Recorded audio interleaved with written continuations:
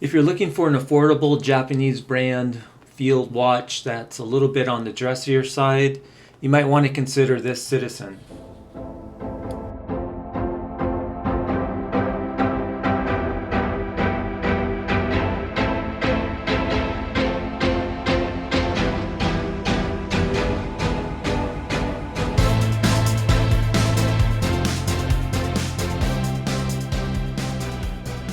Hi YouTube, I wanted to showcase my Citizen Garrison model AW0050-82E watch today. I was looking for a field style watch and looked at Seiko first, but their SNK 800 series 37mm case size seemed too small to me.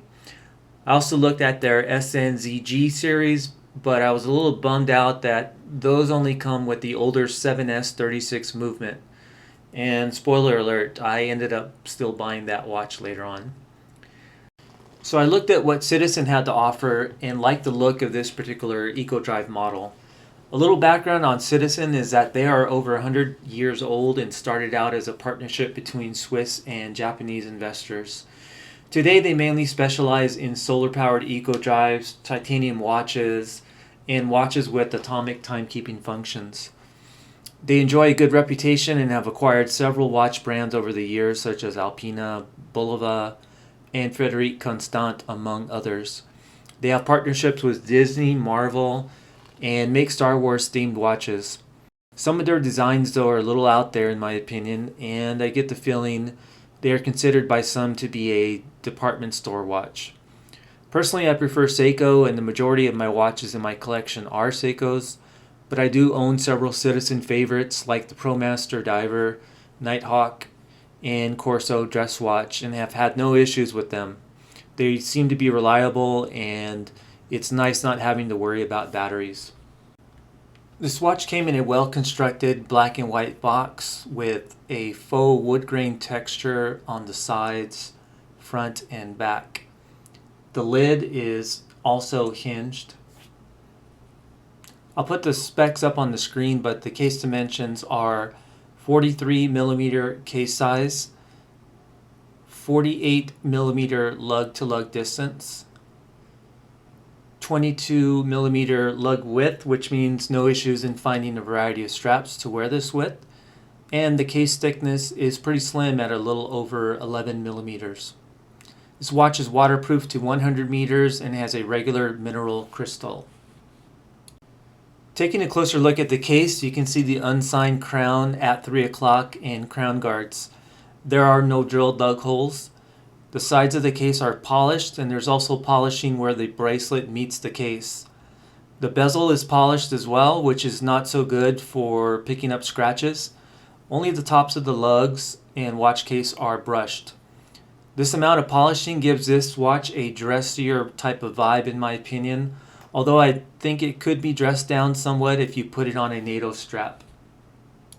Taking a look at the dial, it's a matte black dial with white numerals.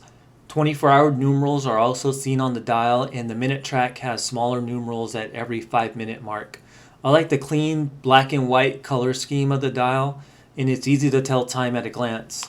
The Citizen logo is printed near the 12 o'clock, and the only other wording is seen near the 6 o'clock where EcoDrive is printed. There's a white frame day and date window, and the date wheel is white. Days of the week are in English and Spanish. In terms of loom, the small round markers near each large numeral has a loom dot, and the hour and minute hand are loomed. The seconds hand is not loomed, and unfortunately none of the numerals on the dial are either.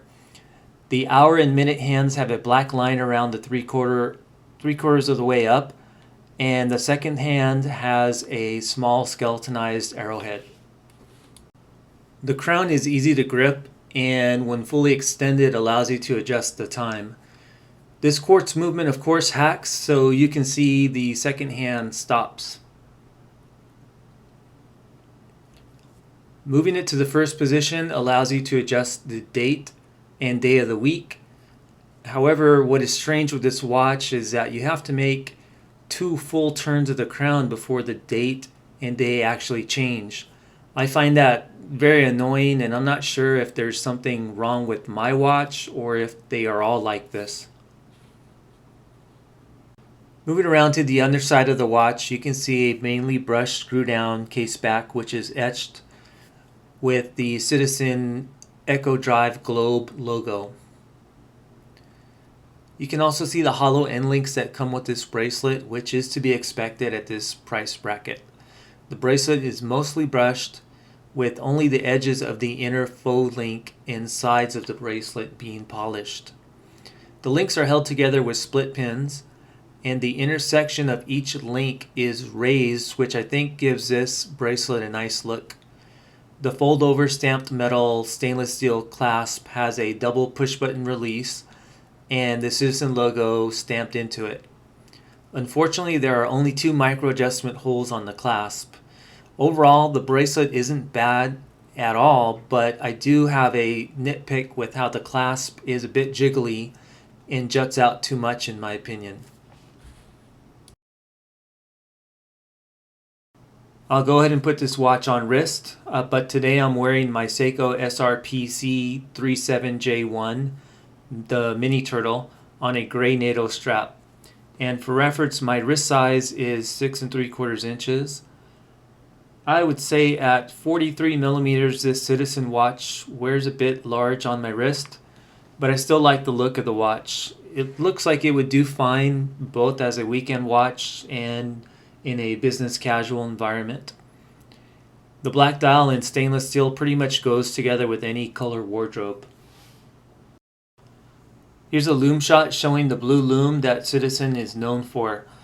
The loom on the hands is strong, but less so on the round dots along the outer edge of the dial.